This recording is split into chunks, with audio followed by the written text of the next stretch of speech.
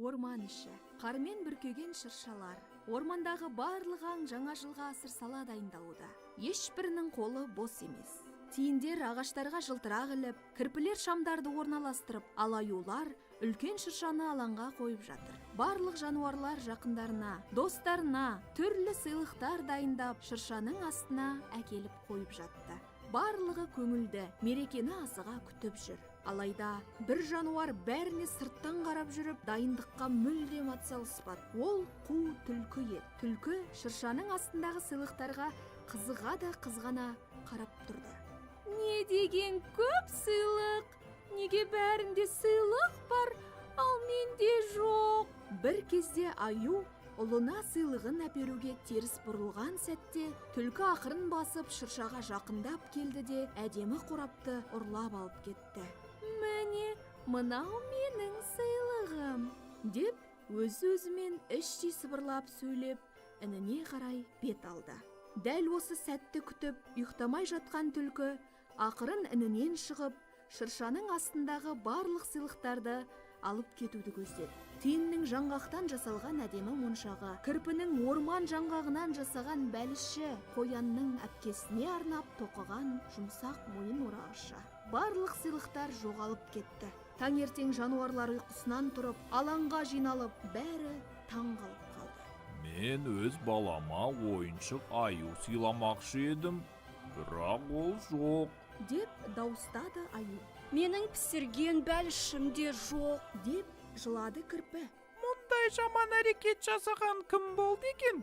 Деп жануарлар таңырқап жатты. Ормандағы аңдар бәрі түлкінің жасаған іс екенін іштей ұққанымен, оны ешкім ашық айыптағысы келмеді. Себебі алаңға барлық жануар жиналғанда түлкі ғана өз үнінде отыр еді. Ол түнде ұрлаған сыйлықтарын кезек-кезек ашып, құнды зат тауып алғысы келді. Алайда қораптардан тек бәліш, мойын орағыш, ойыншықтар мен әшекейлер ғана шықты. Бұның бәрі маған емес, деді түлкі.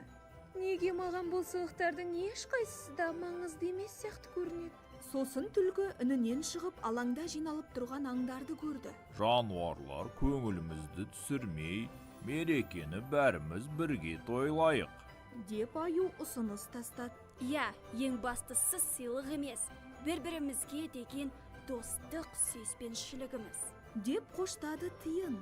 Жан-жануарлар бәрі ән айтып, көңілденіп, күліп, билеп, мерекені тойлап жатты. Дәл осы сәтте түлкі жалғыз өзі асыр сала қуанып, мерекені тойлап жатқан жануарларға қарап, өзін кінәлі сезініп тұрды. Кенеттен түлкі алаңнан аюдың дауысын естіді. Түлкі қайда? Түлкі де келсін тойлауға. Ол да біздің көршіміз.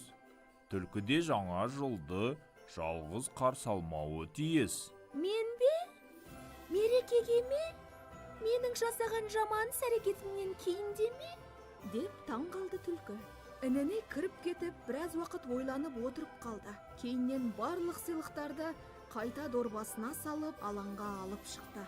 Жануарлардың қасына жақындап келіп, дорбаны қайта шыршаның астына қойды да: мені кешіріңдерші, мен тек өзімді ғана ойлаппын. Барлық жануар сыйлықсыз қалса, жаңа жылды тойламайды деп ойладым. Алайда мен қателесіппін. Нағыз бақыт сыйлықта емес екен. Аю түлкінің қасына жақындап: Шынайы бақыт сыйлықта емес, достықта, бізбен бірге бол. Кейіннен жануарлар бәрі сыйлықтарын ашып, бір-бірін мерекемен құттықтап, жылы тілектер айтты.